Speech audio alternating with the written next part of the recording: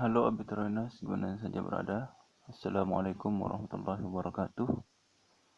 Alhamdulillahirrahmanirrahim wa bihi nasta'in alhamdulillah wassalatu wassalamu ala asrafil anbiya wal mursalin wa ala alihi wa sahbihi ajma'in.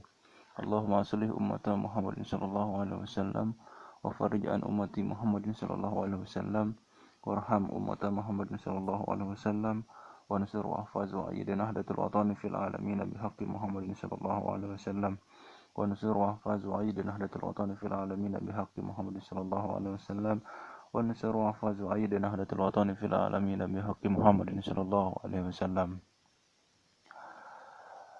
Segala puji bagi Allah Subhanahu wa taala yang melimpahkan karunia dan rezekinya kepada kita semua, serta selawat kepada Nabi Muhammad sallallahu alaihi wasallam yang telah membimbing kita sehingga kita mengenal nikmatnya iman. Halo Veteraners, gimana? Backgroundnya bagus. Jadi latar belakangnya sekarang backgroundnya itu ada tembok. Karena saya harus cepat membuat video, ya mari kita lanjut buat videonya. Mudah-mudahan tetap semangat selalu ya. Jadi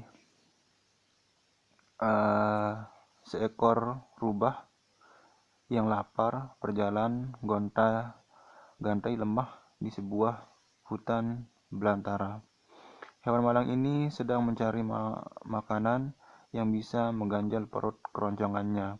Ketika melintasi sebatang pohon rindang, kakinya menginjak sesuatu. Penasaran dengan apa yang diinjak, rubah mengarahkan pandangannya ke tanah. Ternyata di sekitar tempat dia menginjak ada beberapa buah yang jatuh dari atas pohon. Si rubah pun mengambil satu biji dan kemudian mencoba memakannya. Buah anggur yang jatuh dari tangkai sebuah tersebut ternyata sangat lezat. Sayang, rubah hanya mendapatkan 5 biji buah anggur. 4 biji dia makan sampai habis dan yang satu hancur terinjak kakinya. Air liur rubah menetes dari mulutnya ketika ia mendongakkan kepala ke atas pohon rindang. Ternyata ratusan dan mungkin ribuan buah anggur bergelantungan di antara ranting-ranting pohon tersebut. Dalam hati, rubah mengatakan, "Alangkah beruntungnya aku hari ini. Buah-buah anggur itu tentu bisa mencukupi kebutuhan perutku." Rubah melompat-lompat berusaha meraih buah anggur yang bergelantungan di dalam pohon tersebut. Aku harus melompat lebih tinggi agar bisa mencapai buah anggur yang lezat itu.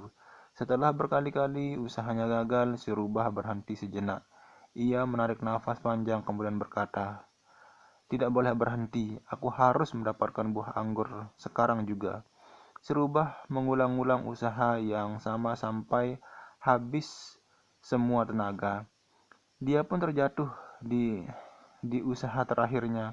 Rubah malang terkapar di atas tanah sementara matanya masih menatap ke arah dahan pohon rindang, seolah-olah buah anggur melambaikan tangan sambil berbisik, "Datanglah kepadaku, aku akan mengobati lapar dan dahagamu." Perlahan rubah bangkit, matanya masih melirik buah anggur yang nampak ranum dan lezat. Sambil berjalan pergi, rubah malang berbisik pada hatinya, "Buah anggur itu pasti mentah dan rasanya masam, karena jika sudah matang dan manis, tentu tidak akan tetap bergelantungan di tangkainya. Aku tidak butuh anggur yang asam." Sahabat Abiturainers yang budiman, keinginan dan harapan selalu menyertai hidup manusia. Setiap orang memiliki keinginan dan harapan masing-masing. Ketika kecil, kita sering berkata, "Saya ingin menjadi dokter, saya ingin menjadi pilot, saya ingin menjadi kiai, saya ingin menjadi pengusaha kaya." Atau bahkan ada yang berani berkata, "Saya ingin menjadi presiden." Saat masa kecil berhenti menjadi remaja, kita pun terkadang merevisi mimpi yang tadinya ingin menjadi dokter berubah ingin menjadi guru saja, yang ingin menjadi pilot berubah haluan karena pengaruh pergaulan ingin menjadi personil boy band yang ingin menjadi kiai berubah mimpinya menjadi sedikit berfilosofi, ingin menjadi orang yang bermanfaat, yang ingin menjadi pengusaha kaya dengan ekstrim mengubah cita-citanya menjadi pemain sepak bola. Bagaimana dengan yang ingin menjadi presiden? Berhubung peluang menjadi presiden sangat kecil, akhirnya memilih jalan tengah menjadi wartawan saja, kan masih bisa ngomong di televisi. Beranjak dewasa, ternyata harapan yang telah direvisi pun sangat sulit untuk direalisasikan. Kita kemudian mencari-cari sebab yang mengakibatkan mimpi tidak terbukti. Maka muncullah kalimat berikut. Orang tua tidak mendukung, kurang modal, sistem di negara ini beserta pemerintahannya tidak sejalan dengan harapan. Akhirnya, saya sudah berusaha, namun takdir berbicara lain. Dengan mengatakan ini, sudah takdir kita mengakhiri pengejaran mimpi dengan perasaan tanpa bermasalah. Padahal kalimat tersebut mengandung penghinaan terhadap Sang Pencipta, seolah-olah kita berusaha keras sedangkan Tuhan tidak mampu memberikan yang sesuai dengan usaha kita. Padahal kalau mau jujur, bukan takdir Tuhan yang menyebabkan kita tidak bisa merealisasikan mimpi, akan tetapi karena usaha kita belum maksimal, seperti cerita rubah di atas yang menyerah dan kemudian mencaci buah anggur. Terkadang kita juga melakukan hal demikian. Saat mengejar mimpi, sering kali kita terperangkap dalam ranjau keumuman. Umumnya kita ingin menjadi A, maka harus melaksanakan usaha A. Umumnya ingin menjadi B, maka harus melalui prosedur B. Umumnya jika berharap meraih C, maka syaratnya adalah C. Kita terpaku mengerjakan hal yang sama untuk meraih suatu cita-cita. Kemudian ketika cara itu tidak berhasil, maka kita mengatakan memang itu tidak cocok untuk kita. Sahabat Abiturieners sekalian, think out of the box. Berpikir di luar keumuman adalah jawaban bagi kita yang benar-benar ingin merealisasikan cita-cita. Mari kita anggap cita-cita sebagai sebuah destiny atau tujuan. Saya mencoba memvisualisasikan tujuan sebagai sebuah kota yang ingin dikunjungi. Katakan saja Jakarta.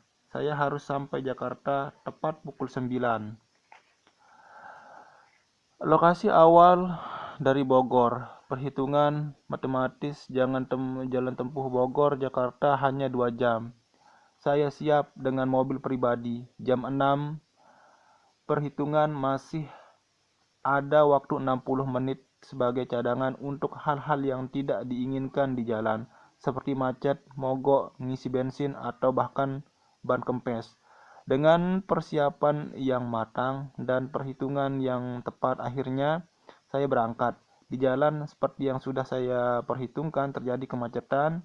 Jarum jam menunjukkan ke angka 8 dan saya masih belum masuk pintu tol Jagorawi. Saya hanya memiliki waktu sisa 1 jam untuk bisa merealisasikan cita-cita tiba di Jakarta tepat jam 9. Jika saya memilih untuk menyerah dengan beralih sudah berusaha maksimal bahwa saya berangkat 1 jam lebih awal namun terjebak macet parah, maka semuanya akan baik-baik saja. Benarkah baik-baik saja? Bagaimana dengan cita-cita tiba di Jakarta jam 9? Sahabat Abiturieners, cita-cita itu harus diperjuangkan dan diperjuangkan untuk menggapai cita-cita. Tidak selesai hanya karena kita dihadapkan dengan rintangan. Kita harus lebih kuat daripada rintangan. Kita harus lebih cerdas daripada godaan. Untuk menyerah, think out of the box. Kita harus berkreatif. Maka ketika sadar mobil tidak bisa mengantar menuju cita-cita, saya berpikir untuk mencari alternatif. Dengan bismillah saya balik arah menuju pom bensin yang petugasnya sudah saya kenal dekat. Mobil diparkir di pom bensin dan saya meminjam sepeda motor. Akhirnya saya bisa merealisasikan cita-cita, tentunya dengan resiko badan pegal-pegal, pakaian jadi kumal, dan rambut yang acak-acakan. Mungkin ada sahabat yang bergumam, "Itu mah biasa." Memang ini biasa dan sudah banyak dilakukan orang, namun mengapa tidak banyak orang yang berlaku seperti pengendara mobil yang rela turun ke motor untuk sampai tempat kerja atau tempat pertemuan tepat waktu dalam urusan menggapai cita-cita? Mengapa kita gampang menyerah dalam menggapai cita-cita?